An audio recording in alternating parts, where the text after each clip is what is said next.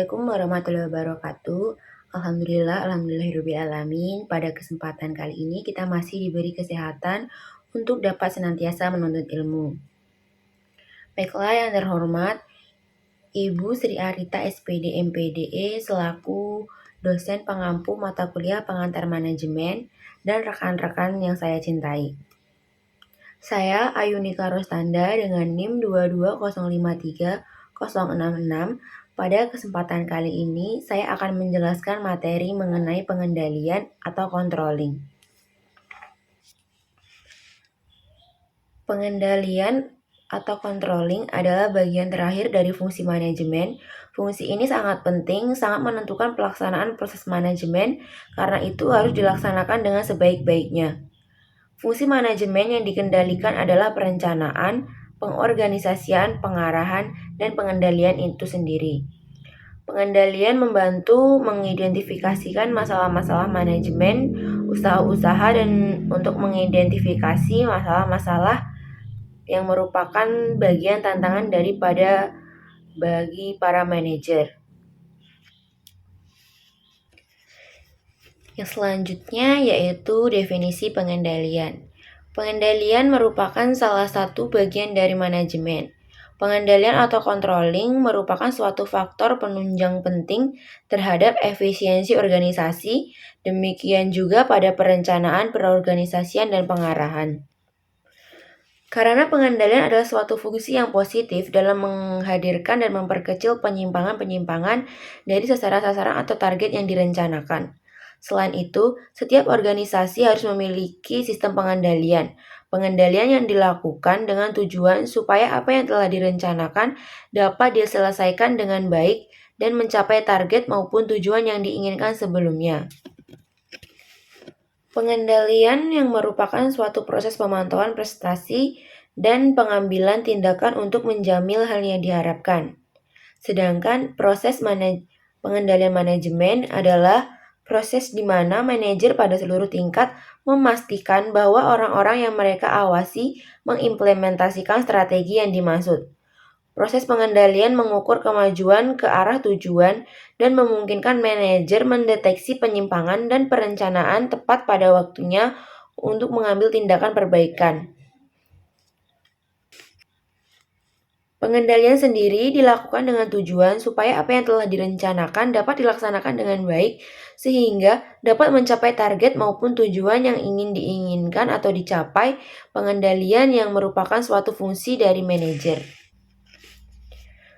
Pengendalian memiliki fungsi yang berperan untuk mendeteksi deviasi atau kelemahan dan perbaikan terhadapnya yang menjadi umpan balik dari suatu kegiatan yang dimulai dari tahap perencanaan hingga tahap pelaksanaan. Hal-hal yang dicakup dalam fungsi pengendalian adalah menciptakan standar atau kriteria, membandingkan hasil monitoring dengan standar, melakukan perbaikan atas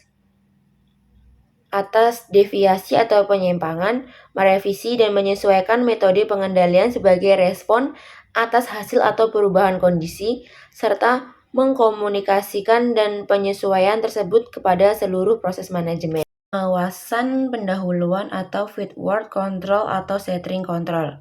Pengawasan ini didesain untuk mendeteksi penyimpangan dari standar tertentu dan memungkinkan perbaikan dilakukan seluruh tahap kegiatan tertentu yang diselesaikan. Pengendalian semacam ini memerlukan informasi yang akurat dan tepat waktu. Pengawasan semacam ini memampakkan pengawasan yang cukup agresif, penambahan perubahan yang mungkin terjadi dan membuat realisasi terencana terhambat dan akan selalu diantisipasi. Pengendalian semacam ini juga sering disebut sebagai string control karena pengendalian ini dapat dipahamkan seperti orang mengendarai motor atau menabrak pohon di pinggir jalan. Pengendalian semacam ini memerlukan informasi yang akurat dan tepat waktu mengenai perubahan-perubahan dalam lingkungan atau kemajuan-kemajuan untuk mencapai tujuan tertentu.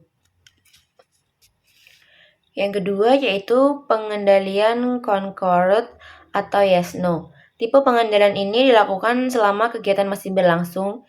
Tipe ini merupakan pengendalian di mana suatu kegiatan akan terus dilanjutkan atau tidak apabila ada persetujuan atau ada kondisi tertentu yang harus dipenuhi.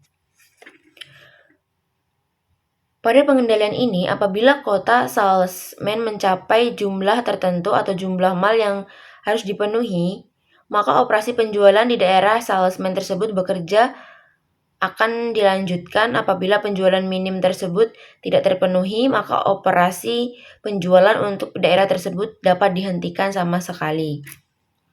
Yang selanjutnya yaitu pengendalian umpan balik.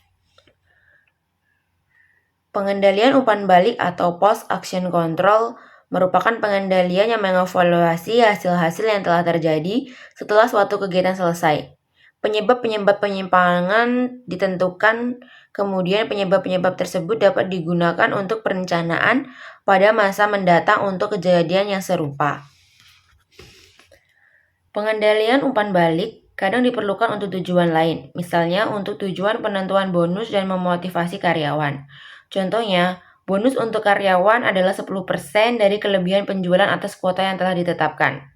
Kala ingin memperoleh uang tambahan, karyawan tersebut akan berusaha meningkatkan penjualan sebanyak-banyaknya. Selanjutnya yaitu tahapan pengendalian. Tahapan pengendalian yang pertama yaitu pengendalian standar. Selanjutnya yaitu tahapan dalam proses pengendalian. Proses pengendalian dilakukan secara bertahap dan biasanya terdiri paling sedikit 5 tahapan. Tahapan yang pertama yaitu penetapan standar. Tahapan pertama dalam pengendalian adalah penetapan standar. Pelaksanaan standar yang mengandung arti sebagai suatu pengukuran yang dapat dijadikan sebagai patokan untuk penilaian hasil-hasil. Tujuan, sasaran, kuota, dan target pelaksanaan dapat digunakan sebagai standar.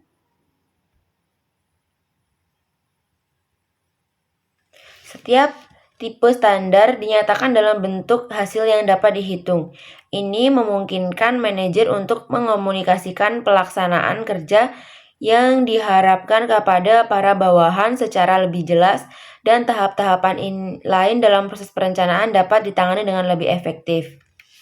Standar harus ditetapkan secara akurat dan diterima mereka yang bersangkutan. Tahap yang kedua yaitu penentuan pengukuran pelaksanaan kegiatan. Penempatan standar sia-sia bila tidak disertai dengan berbagai cara mengukur pelaksanaan kegiatan nyata. Oleh karena itu, tahapan kedua dalam pengendalian adalah menentukan pengukuran pelaksanaan kegiatan secara tepat.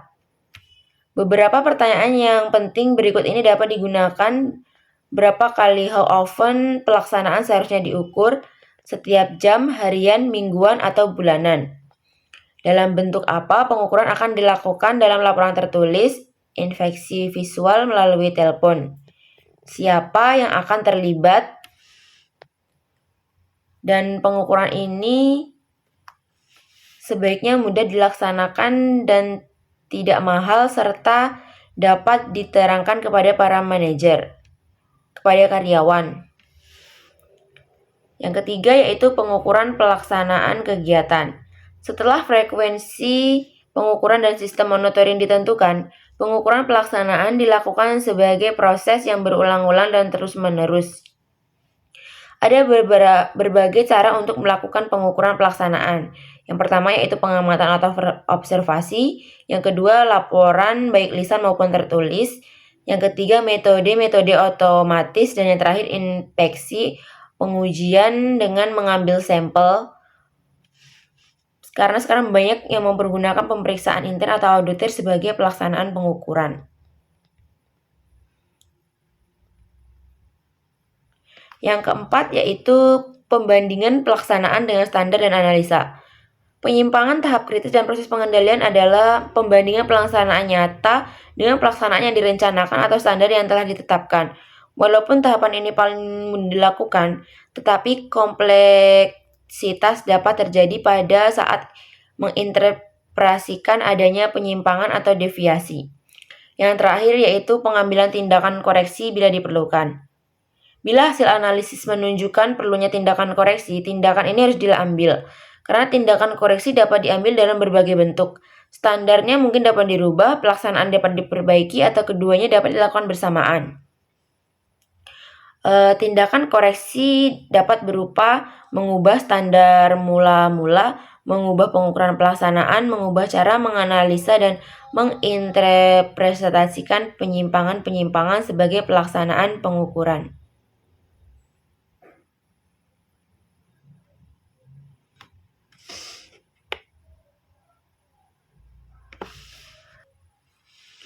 Pembahasan yang terakhir yaitu metode dalam melakukan pengendalian. Metode pengendalian diklasifikasikan ke 3 jenis. Yang pertama yaitu pre-control, metode yang membantu manajer untuk mengendalikan the acquisition of resource. Jangkauannya yaitu organisasi memperoleh acquire SDM, material, modal, dan sumber daya keuangan lingkungan. Yang kedua yaitu concurrent, metode yang digunakan unik membantu manajer mengendalikan proses transformasi sumber daya atau input. Jangkauannya merubah organisasi mengubah sumber daya melalui kegiatan produksi operasional dan serangkaian proses.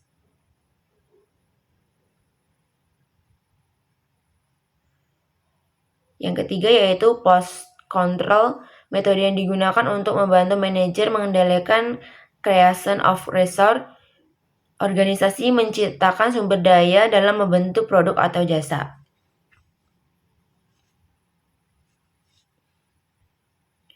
Itu tadi beberapa pembahasan yang saya dapat bahas dan saya dapat jelaskan.